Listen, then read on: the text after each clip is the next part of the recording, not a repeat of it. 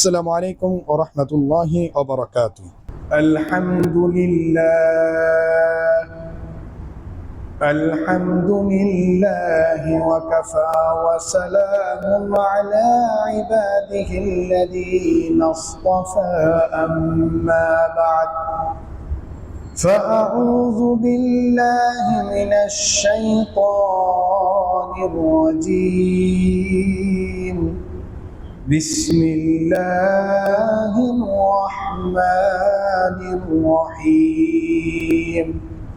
والفجر وليال عشر والشفع والوتر والليل إذا يسر هل في ذلك قسم لذي حجر. آمنت بالله صدق الله مولانا العظيم وصدق رسوله النبي الكريم ونحن على ذلك من الشاهدين والشاكرين والحمد لله رب العالمين. وقال الله تعالى في شان حبيبه: إن الله وملائكته يصلون على النبي يا أيها الذين آمنوا صلوا عليه وسلموا تسليما. اللهم صل على محمد وعلى آل محمد كما صليت على إبراهيم وعلى آل إبراهيم إنك حميد مجيد. اللهم بارك على محمد وعلى آل محمد كما باركت على إبراهيم وعلى آل إبراهيم إنك حميد مجيد. شكرك أكبر دعاء قريني. سبحانك لا علم لنا إلا ما علمتنا إنك أنت العليم الحكيم. سبحانك لا علم لنا إلا ما علمتنا إنك أنت العليم الحكيم. سبحانك لا علم لنا إلا ما علمتنا إنك أنت العليم الحكيم. উপস্থিত সম্মানিত হাজিরিন, আল্লাহ রাব্বুল আলামিনের লাখো কোটি শুকরিয়া যিনি আমাদেরকে দয়া করে, মায়া করে, মহব্বত করে, ভালোবেসে তিনার সর্বোত্তম ঘরে সালাতুল জুমা আদায়ের লক্ষ্যে মসজিদে আসা এবং বসার সুযোগ করে দিয়েছেন। এই জন্য আমরা সকলেই একবার উঁচু আওয়াজে বলিষ্ঠ কণ্ঠে জবান খুলে অন্তরের অন্তঃস্থল থেকে একবার কালিমাতুশ শুকর পাঠ করে বলি আলহামদুলিল্লাহ। মুআজ্জাজ মুহতারাম হাজিরিন, আমি ইতিমধ্যে পবিত্র কোরআনে কারীমের কিছু আয়াত তেলাওয়াত করেছিলাম, যেটি সূরা ফজরের শুরুর দিক দিয়ে কয়েক আয়াত আপনাদের খেদমতে রব্বে কারীম যদি তৌফিক দান করেন কোরআনে কারীমের এই আয়াতকে পাথেয় করে কিছু আলোচনা করার চেষ্টা করব। যা কিছু আমি বলবো রব্বে কারীম যেন সর্বপ্রথম আমাকে এবং আপনাদের উভয়কে শুধু শ্রবণ নয়, শ্রবণের পাশাপাশি অবশ্যই যেন আমল করে দেয়। এই জন্য আমরা সবাই সেই মহান মালিকের দরবারে একবার উঁচু আওয়াজে বলিষ্ঠ কণ্ঠে জবান খুলে বলি আমিন। মুআজ্জাজ মুহতারাম হাজিরিন, আজকে আমার যে আলোচনার যে বিষয় রয়েছে সেটি হলো জিলহজ মাসে কি কি কাজ করণীয় এবং জিলহজ মাসের প্রথম দশকের যেই ফজিলত রয়েছে সেটি নিয়ে কিছু মোটামুটি আলোচনা করব। আরো এক জুমা রয়েছে, আল্লাহ পাক তৌফিক দান করলে সামনের জুমায় কুরবানির ইতিহাস এবং এর কিছু ফাজাইল মাসলা মাসাইল এগুলি নিয়ে কিছু মোটামুটি আলোচনা করা হবে ইনশাআল্লাহ। তো মুহতারাম হাজিরিন, এই যে মাসগুলো যাচ্ছে, জিলকদ মাস আজকে 29 তারিখ, আজকে যদি চাঁদ দেখা যায় তাহলে আগামীকাল জিলহজের 1 তারিখ শুরু হয়ে যাবে। তো এই জন্য জিলহজের প্রথম দশকে আমাদের কি কি কাজ করণীয়, এগুলো নিয়ে কিছু মোটামুটি ইনশাআল্লাহুল আজিজ আলোচনা করা হবে। সূরা তাওবার 36 নম্বর আয়াতে আমার রব কি বলেছিলেন? এই যে আরবি যে 12টা মাস রয়েছে, এই 12টা মাস আমার আল্লাহর দেওয়া, সুবহানাল্লাহ। এই 12টা মাসের মধ্যে হচ্ছে 4টা মাসকে আমার আল্লাহ সম্মানিত করেছেন। সেই 4টা মাস কি? প্রথম 3 মাস ধারাবাহিকভাবে এসেছে, আরেকটা মাস একটু দূরে রয়েছে, জিলকদ, জিলহজ, মুহররম, রজব। এই যে জিলকদ মাস, এটি সম্মানিত মাস। এরপরের যে মাসটা আছে জিলহজ, সেটিও কিন্তু সম্মানিত মাস। ইসলাম পূর্বে আরবের লোকেরা এই 4টা মাসকে অনেক সম্মান করত। এই 4টা মাসকে কেন্দ্র করে যুদ্ধ বিগ্রহ ইত্যাদি, মারামারি, ডাকাতি, বিভিন্ন রকমের অন্যায় অপরাধ থেকে তারা বিরত থাকতো। এই 4টা মাসকে অনেক সম্মান করত। তো আমার মুহতারাম হাজিরিন, মুফাসসিরিনে কেরাম বলেন, যেটি তাফসিরে ইবনে কাসিরের মধ্যে রয়েছে, তাফসিরে ইবনে কাসিরের 2 নম্বর খণ্ডে রয়েছে, 391 নম্বর পৃষ্ঠায় মুফাসসিরিনে কেরাম বলেন, এই 4টা মাস সম্মানিত হওয়ার যে কারণ রয়েছে, এই 4টা মাস সম্মানিত হওয়া না, মানে মাত্র 3টা মাস। এই 3টা মাস সম্মানিত হওয়ার কারণ হলো জিলহজ মাস, সুবহানাল্লাহ। জিলহজ মাসের দিকে তাকিয়ে, জিলহজ মাসকে লক্ষ্য করে এর আগের এবং পরের মাসটাকেও সম্মান করা হয়েছে। তাহলে বোঝা গেল জিলহজ মাসটার কারণেই বাকি 3টা মাস সম্মানিত হয়েছে। কিভাবে? যাতে করে জিলহজ মাসে সুন্দরভাবে হাজী সাহেবগণ হজ আদায় করে, এই জন্য যেন নির্বিঘ্নে যেন হজে যেতে পারে, বাইতুল্লাহ যেতে পারে। এই জন্য জিলহজ মাসের আগের যে মাসটা জিলকদ, এই মাসটাকে সম্মান করে, সুবহানাল্লাহ, সম্মানিত হয়ে গিয়েছে।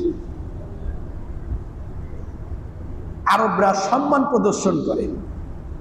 ঠিক একইভাবে হজ আদায় করার পরে আবার যেন সুন্দরভাবে নির্বিঘ্নে, যেন নিরাপদে, যেন আবার সুন্দরভাবে নিজ নিজ বাসায় প্রত্যাবর্তন করতে পারে, নিজ নিজ বাসায় ফিরে যেতে পারে।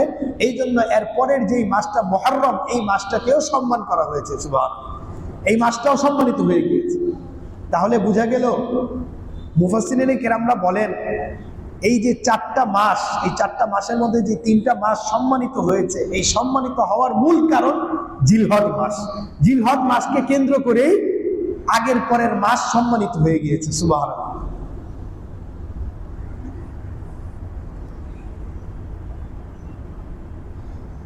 আমি সূরা ফজরের কিছু আয়াত তেলাওয়াত করেছিলাম। আমার রব কি বলেন? ওয়াল ফজর ওয়া লায়ালিন আশর ওয়াশ-শাফঈ ওয়াল ওয়াতর ওয়াল লাইলি ইযা ইয়াসর হাল ফি যালিকা কাসামুন লিযী হিজর। আমার আল্লাহ বলেন, ওয়াল ফজর, ফজরের শপথ, ওয়া লায়ালিন আশর, 10 রাতের শপথ। 10 রাতের শপথ করেছেন আমার আল্লাহ। আমার আল্লাহ, আমার মালিক, কোনো একটা বিষয়ে, কোনো একটা জিনিসের ব্যাপারে শপথ করা, এটা আমার মালিকের জন্য আবশ্যক না, জরুরি না। আমাকে আপনাকে কোনো একটা জিনিস গুরুত্বের জন্য বোঝানোর ক্ষেত্রে আমার আল্লাহ যে, আমার মালিক যে শপথ করবে, এটা আবশ্যক না, এটা জরুরি না। আল্লাহ চাইলে করতে পারেন, না চাইলে নাও করতে পারেন। কিন্তু আমার আল্লাহ যে বস্তুকে নিয়ে শপথ করেছে, সেই বস্তুটা কিন্তু দামি হয়ে গিয়েছে, সুবহানাল্লাহ। যেহেতু আমার আল্লাহ ওয়ালায়ালিন আশর, 10 রাতের শপথ করেছে, তাহলে দেখা গেল এই 10 রাতটা অন্য অন্য সকলের থেকে দামি হয়ে গিয়েছে, সুবহানাল্লাহ। তো এই 10 রাত দ্বারা কোন রাতগুলো উদ্দেশ্য, এটা জানার বিষয়। হযরত আব্দুল্লাহ ইবনে আব্বাস রাদিয়াল্লাহু তাআলা আনহু, হযরত আব্দুল্লাহ ইবনে জুবাইর রাদিয়াল্লাহু তাআলা আনহু, আল্লামা মুজাহিদ রাহমাতুল্লাহি আলাইহি, হযরত আব্দুল্লাহ ইবনে আব্বাস রাদিয়াল্লাহু তাআলা আনহু, হযরত আব্দুল্লাহ ইবনে জুবাইর রাদিয়াল্লাহু তাআলা আনহু, আল্লামা মুজাহিদ রাহমাতুল্লাহি আলাইহি বিশিষ্ট মুফাসসির সাহাবায়ে কেরামদের বিশাল জামাত, বিশাল দল, তাবেঈনদের বিশাল দল, এই 10 রাত দ্বারা কোন রাত উদ্দেশ্য? জিলহজের প্রথম দশকের রাত উদ্দেশ্য। সুবহানাল্লাহ। যেটি তাফসিরে ইবনে কাসিরের 4 নম্বর খণ্ডের 535 নম্বর পৃষ্ঠার মধ্যে রয়েছে, সূরা ফজরের তাফসিরের মধ্যে রয়েছে, তাফসির ইবনে কাসির, আরো বিভিন্ন তাফসিরের কিতাবের মধ্যে রয়েছে। সাহাবায়ে কেরামদের দ্বারাও রিজওয়ানুল্লাহি তাআলা আলাইহিম আজমাইন, তাবেঈনদের বিশাল জামাত কি বলেছেন? এই 10 রাত দ্বারা উদ্দেশ্য জিলহজের প্রথম দশকের রাত। তাহলে বোঝা গেল এই যে জিলহজের প্রথম দশকের যে রাতটা, এই রাতটা সাধারণ কোনো রাত না, বরং ফজিলতপূর্ণ রাত। এই রাতগুলোকে আমার আপনার ইবাদত বন্দেগী করে কাটানো চাই। এবং এছাড়াও মহান আল্লাহ রাব্বুল আলামিন এই জিলহজ মাসটা, জিলহজ মাসের প্রথম দশকের আরো অনেক ফজিলত রয়েছে, 2-1টা বললেই যথেষ্ট। এবং আমার আল্লাহ এই জিলহজ মাসটা আরো সম্মানিত হয়ে গিয়েছে কিভাবে? এটার যে কারণ রয়েছে, আরো বহুগুণে বৃদ্ধি পেয়েছে জিলহজ মাসের সম্মান, ফজিলত। এটা কি কারণে? কেননা এই জিলহজ মাসের মধ্যেই প্রথম দশকের ভিতরেই 2টা মহান বড় বড় ইবাদত রয়ে গিয়েছে। একটা হলো হজের মতো বিরাট ইবাদত, দ্বিতীয়টি হলো কুরবানি। যাদের উপরে কুরবানি ওয়াজিব তারা এই পশু জবে করার মাধ্যমে এই ইবাদতটা আঞ্জাম দিয়ে থাকে। যেহেতু এই বিশাল 2টা শরীয়তের বড় বড় বিধান যেহেতু এই প্রথম দশকের ভিতরেই রয়েছে, এই জন্য জিলহজের ফজিলত আরো বহু গুণ বৃদ্ধি পেয়ে গিয়েছে। সুবহানাল্লাহ।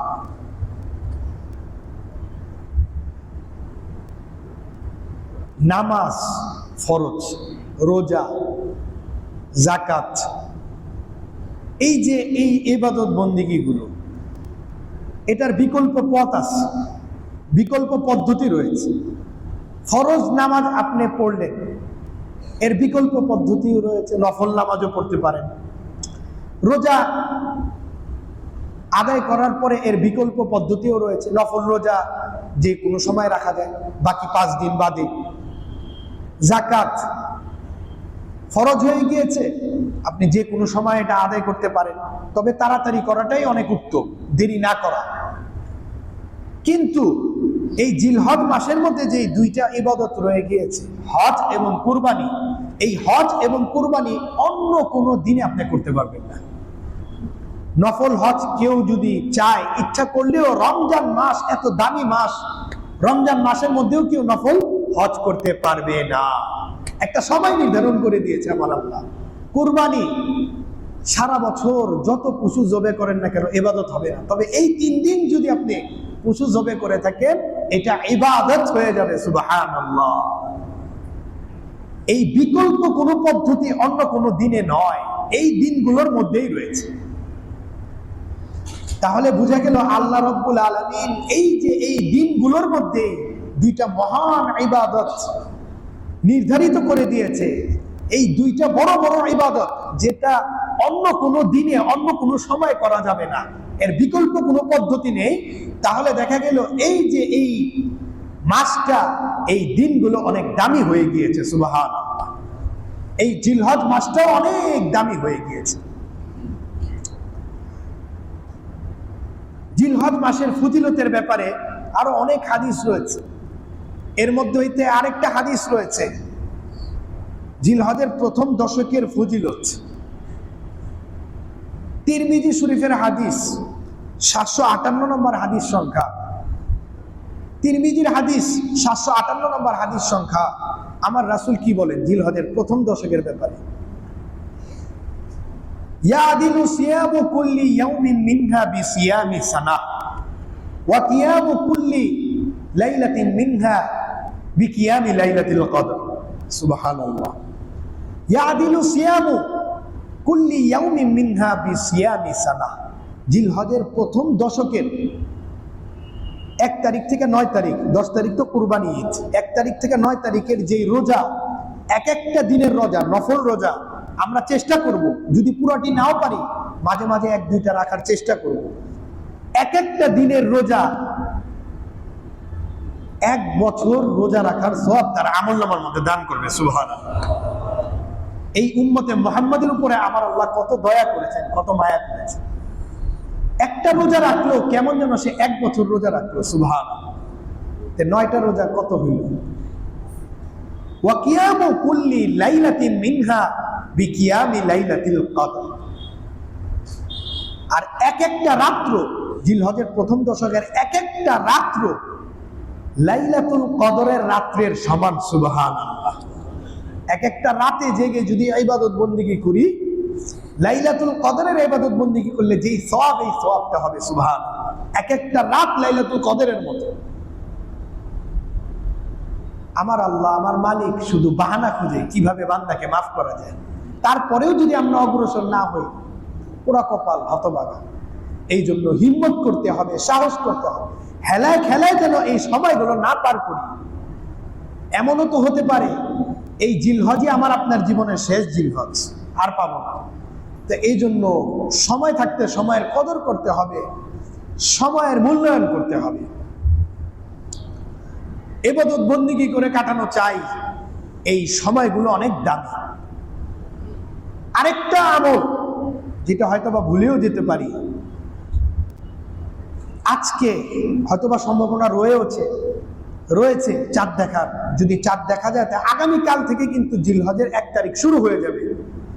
তো আরেকটা আমল, আল্লাহর রাসূল সাল্লাল্লাহু আলাইহি ওয়াসাল্লামের হাদিস রয়েছে, আবু দাউদ শরীফ, হাদিস সংখ্যা 2791, হাদিস সংখ্যা 2791।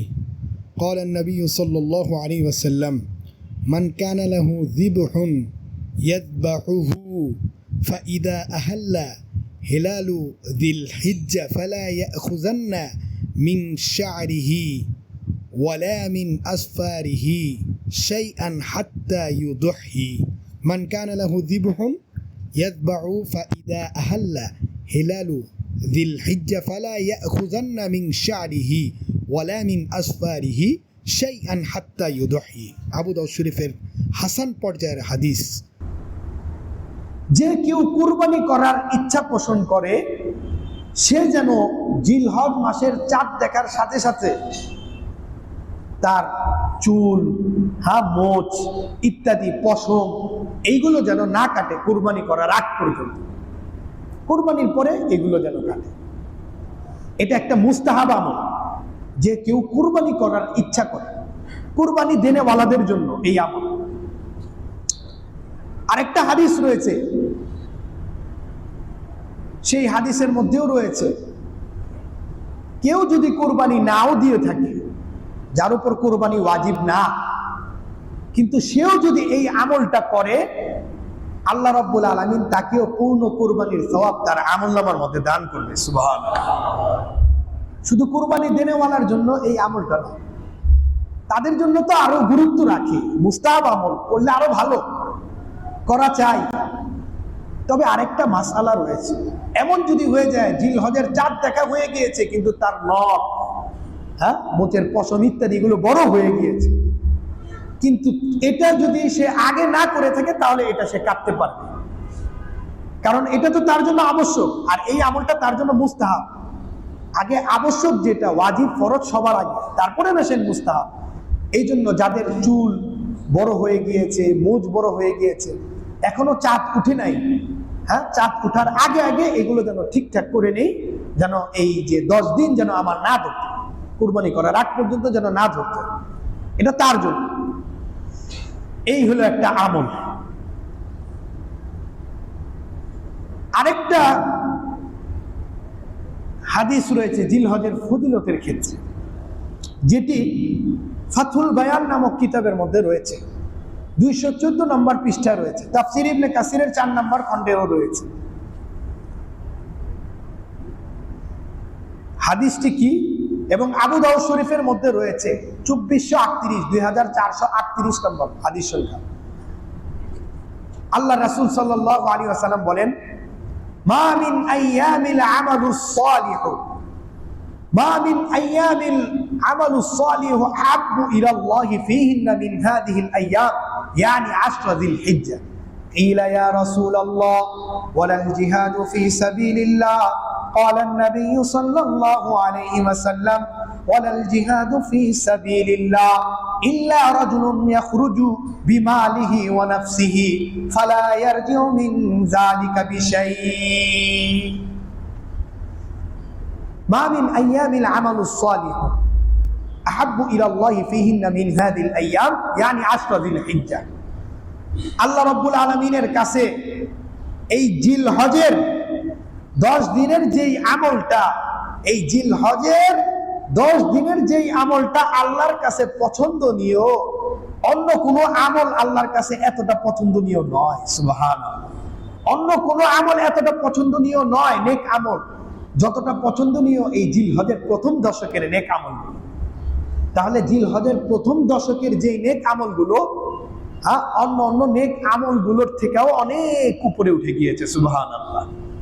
কিলা ইয়া রাসূলুল্লাহ, সাহাবা কেরামদের পবিত্র জামাত বলেন, কিলা ইয়া রাসূলুল্লাহ ওয়ালাল জিহাদু ফি সাবিলিল্লাহ, আল্লাহর রাস্তায় জিহাদ কি ফজিলত ওয়ালা নয়? আল্লাহ রাসূল সাল্লাল্লাহু আলাইহি ওয়াসাল্লাম বলেন, ওয়ালাল জিহাদু ফি সাবিলিল্লাহ, আল্লাহর রাস্তায় জিহাদও এতটা ফজিলতপূর্ণ নয় যতটা ফজিলতপূর্ণ জিলহজের প্রথম দশকের আমল। সুবহানাল্লাহ। ইল্লা রাজুলুন, তবে ওই লোকের আমল ব্যতীত, ইয়াখরুজু বিমালিহি ওয়া নাফসিহি ফালা ইয়ারজিউ মিন যালিকা বিশাই, তবে ওই ব্যক্তির আমল বাদে, যেই ব্যক্তি জান মাল নিয়ে আল্লাহর রাস্তায় জিহাদে বের হয়েছে, জিহাদ করতে করতে সেখানেই শহীদ হয়ে গেছে, ওই ব্যক্তির আমলটা বাদে বাকি অন্য অন্য নেক আমলের তুলনায় জিলহজের প্রথম দশকের নেক আমলটাই আল্লাহর কাছে সবচাইতে বেশি প্রিয়। সুবহানাল্লাহ। আমরা আরো জোরে বলি সুবহানাল্লাহ। তাহলে দেখা গেল মুহতারাম হাজরিন, এই যে জিলহজের প্রথম দশকের অনেক ফজিলত রয়েছে, আমরা বেশি বেশি নেক আমল করে নফল ইবাদতের মাধ্যমে, ফরজ ইবাদত তো রয়েছে, ওয়াজিব ইবাদত তো রয়েছে, এই ইবাদত গুলো নেক আমল করে করে, বেশি বেশি নফল ইবাদত করে করে এই 10 রাতগুলোকে আমরা পার করবো ইনশাআল্লাহ। জিলহজ মাসের করণীয় আমল সমূহের মধ্য হইতে একটা যে আমল রয়েছিল সেটি হলো হজ। যাদের সামর্থ্য রয়েছে তারা হজে যাওয়া, বাইতুল্লাহ যাওয়া। হজ আদায় যদি ইচ্ছাকৃতভাবে হজ আদায় বিলম্ব করে, আল্লাহ রাসূল সাল্লাল্লাহু আলাইহি ওয়াসাল্লাম ওই সমস্ত বান্দাদের জন্য যে ধমকি দিয়েছে, এটা গত জুমার মধ্যে হাদিসটা বলা হয়েছে। আর দ্বিতীয় আমলটাও বলা হয়েছে, দ্বিতীয় যে আমলটা রয়েছে, যাদের বাইতুল্লাহ যাওয়ার সামর্থ্য নেই, সয় সম্পদ নেই, হজ ফরজ হয় নাই, তারা কি করা? বাইতুল্লাহর প্রকৃত মহব্বত অন্তরের মধ্যে লালন করা, আল্লাহর কাছে কান্নাকাটি করা, কায়মনোবাক্যে চাওয়া। কেননা সমস্ত তৌফিক দিনেওয়ালাকে আমার আল্লাহ, একমাত্র আল্লাহর তৌফিকেই সবকিছু হয়ে থাকে। আল্লাহর কাছে চাওয়া, তিনি তো সর্বময় ক্ষমতার অধিকারী, ফকিরকে বাদশা করেন, বাদশাকে ফকির করেন। তো দেখা গেল এই যে এই চাওয়ার মাধ্যমে আল্লাহ রাব্বুল আলামিন কুদরতি ভাবে তাকে বাইতুল্লাহর মেহমান বানাইতেও পারে। সুবহানাল্লাহ। এটা হলো দ্বিতীয়। তৃতীয় যে জিলহজ মাসের যে করণীয় আমল রয়েছে সেটি আমরা সকলে জানি, সেটি হলো কুরবানি। কুরবানি যাদের উপরে ওয়াজিব তাদের কুরবানি করা, আর কুরবানি আদায় না করলে, ওয়াজিব হওয়া সত্ত্বেও যদি আদায় না করে থাকে, আল্লাহর রাসূল যে কি ধমকি দিয়েছে, আল্লাহ পাক তৌফিক দান করলে সামনের জুমার মধ্যে মোটামুটি বিস্তারিত আলোচনা হবে। চতুর্থ যেই করণীয় যেই আমল রয়েছে সেটি হলো, আরো একটা হাদিস রয়েছে যেটি মুসনাদে আহমদের মধ্যে রয়েছে, মুসনাদে আহমদের 7 নম্বর খণ্ডে রয়েছে, 408 নম্বর পৃষ্ঠায় রয়েছে হাদিসটি। হযরত হাফসা রাদিয়াল্লাহু তাআলা আনহা থেকে বর্ণিত, আল্লাহর রাসূল সাল্লাল্লাহু আলাইহি ওয়াসাল্লাম কখনো আশুরার রোজা এবং জিলহজের প্রথম দশকের রোজা, আইয়ামে 20, 13, 14, 15, আইয়ামে 20, 13, 14, 15 এই তারিখের রোজা কখনো ছাড়তেন না। সুবহানাল্লাহ। তাহলে আমরা চেষ্টা করব এই আমলগুলো করার। মুস্তাহাব আমল, অধিক সওয়াব আমার আপনার আমলনামার মধ্যে আমার আল্লাহ দান করবে। এটাই একটা সুযোগ, সুবর্ণ সুযোগ। তারপরে যে করণীয় যে আমলগুলো রয়েছে, এই করণীয় আমলগুলোর মধ্য হইতে আরেকটা করণীয় আমল হলো তাকবীরে তাশরিক। সেটি কি? আল্লাহু আকবার, আল্লাহু আকবার, লা ইলাহা ইল্লাল্লাহু, আল্লাহু আকবার, আল্লাহু আকবার, ওয়ালিল্লাহিল হামদ। এই তাকবীরে তাশরিকের আলোচনা আল্লাহ পাক তৌফিক দান করলে সামনের জুমা রয়েছে, সামনের জুমার মধ্যে কিছুটা মোটামুটি আলোচনা করব। যেটি তাকবীরে তাশরিকটা জিলহজের 9 তারিখের ফজর থেকে শুরু হয়, মোট 23 অক্ষর। সামনে মোটামুটি আলোচনা করব। জিলহজের করণীয় আমল সময়ের মধ্যে আরেকটা হলো আরাফার দিন। এই আরাফার 9 তারিখের যে রোজার ফজিলত রয়েছে, এটার অনেক ফজিলত রয়েছে। আল্লাহ পাক তৌফিক দান করলে সামনের জুমার মধ্যে করব। যেহেতু কুরবানি একেবারে কাছেই এসে পড়েছে, তো এই জন্য মোটামুটি একটু মোটা মাসআলা বলা দরকার। তো কুরবানি, এই কুরবানিটা কার উপর ওয়াজিব? প্রত্যেক মুসলমান আকেল, বালেক, প্রাপ্ত বয়স্ক, শিশু নয়, পাগল নয়, জ্ঞান সম্পূর্ণ, মুকিম, মুসাফির নয়, স্বাধীন, গোলাম নয়, এদের উপরে কুরবানিটা ওয়াজিব হবে। অর্থাৎ কুরবানির যেই দিনগুলো রয়েছে, জিলহজের 10 তারিখ, 11 তারিখ, 12 তারিখ, অর্থাৎ জিলহজের 10 তারিখের সুবে সাদেক থেকে নিয়ে 10, 11, 12, 12 তারিখের সূর্য ডুবার আগ পর্যন্ত প্রত্যেক ওই ব্যক্তির কাছে, প্রত্যেক ওই মুসলমানের কাছে, যার কাছে 7.5 ভরি স্বর্ণ কিংবা 52.5 ভরি রূপা থাকে, কিংবা এই পরিমাণ কারো কাছে যদি প্রয়োজনের অতিরিক্ত নগদ টাকা থাকে, নগদ ক্যাশ থাকে, অথবা ব্যবসায়িক মাল থাকে, অথবা প্রয়োজনের অতিরিক্ত আসবাবপত্র সামগ্রী থাকে, এইগুলো যদি হয় স্বর্ণের নেশাব কিংবা রূপার নেশাবের সাথে যদি বরাবর হয়ে যায়, মিলে যায়, তাহলে ওই ব্যক্তির উপরে কুরবানি করা ওয়াজিব, তার উপরে কুরবানি করা ওয়াজিব। আচ্ছা, এখন হলো আরো বিস্তারিত আলোচনা রয়েছে। আপনারা চাইলে কুরবানির অনেক কিতাব রয়েছে, বের হয়েছে, আমারও একটা কিতাব বের হয়েছে, চাইলে মুয়াজ্জিন সাহেবের কাছে দেওয়া আছে, তিনার থেকে ক্রয় করে নিতে পারেন। তো আরো কুরবানি সংক্রান্ত আরো অনেক বিস্তারিত মাসলা মাসাইল রয়েছে, এগুলো জানা দরকার, জেনে জেনে আমল করতে হবে। যদি মাসলা ব্যতীত আমি নিজে নিজে আমল করি, এটা যদি কোরআন সুন্নাহর বিপরীত হয়, শরীয়তের বিপরীত হয়, তাহলে শুধু জবে করা হলো, এটার ইবাদত হইল না। আমি এত কষ্ট করে ক্রয় করছি গরু, খাসি, এত কিছু করছি, যদি এটা শরীয়ত মোতাবেক না হইলো, তাহলে এটা আমার বৃথা গেল। দুনিয়াতেও আমি কষ্ট করলাম, আর আখিরাতে তো কষ্ট রয়েছে। এই জন্য হক্কানি ওলামায়ে কেরামদের থেকে জেনে জেনে মাসআলাগুলো জেনে জেনে আমার আপনার আমল করতে হবে।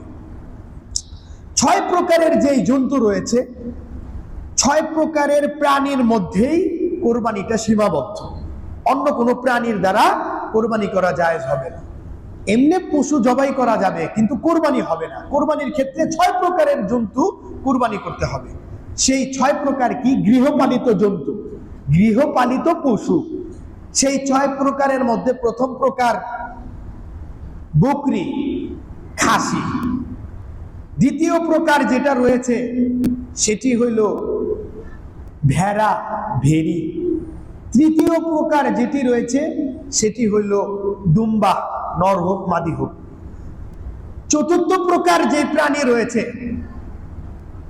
গাভী, বলদ, ষাঁড়। পঞ্চম প্রকারের যে প্রাণী রয়েছে মহিষ। ষষ্ঠ প্রকারের যে প্রাণী রয়েছে উট, এই 6 প্রকারের প্রাণীর দ্বারাই কুরবানি করা জায়েজ আছে, গৃহপালিত। আর বাকি অন্য অন্য প্রাণীর দ্বারা জবে করা যায়, সেটার গোশত খাওয়া যায় কিন্তু কুরবানি করা যাবে না। যেমন হরিণ, এটার দ্বারা জবে করা যাবে, এটার গোশত খাওয়া যাবে কিন্তু কুরবানি করা যাবে না। তারপরে হাঁস মুরগি ইত্যাদি এগুলো জবে করে খাওয়া যায় কিন্তু কুরবানি করা যাবে না। কুরবানির জন্য এই 6 প্রকারের প্রাণীটা শরীয়ত নির্ধারণ করেছে। এখন আরেকটা মাসালা জানা চাই, যেহেতু গরু ক্রয় করা হবে, খাসি ক্রয় করা হবে, এটার বয়স সম্পর্কেও আমার আপনার জানা দরকার। যদি না জানা হয় তাহলে আমি জবে করা হইল কিন্তু এটা ইবাদত হইল না, এটা জায়েজ হইল না। বকরি, খাসি, ভেড়া, ভেড়ি, দুম্বা, নর হোক মাদি হোক, এই 3 শ্রেণীর যে প্রাণীগুলো রয়েছে, এই 3 প্রকারের প্রাণীর বয়স কমপক্ষে 1 বছর হতে হবে। 1 বছরের যদি কম হয়ে থাকে, 1 ঘন্টাও যদি কম হয়, তাহলে সেটার দ্বারা জবে হবে, গোশত খাওয়া যাবে কিন্তু কুরবানি হবে না। এটা কমপক্ষে 1 বছর হতে হবে। আর যদি বেশি হয় তাহলে কোনো সমস্যা নেই, 1 বছরের কম না হওয়া চাই। এখন রয়েছে কি?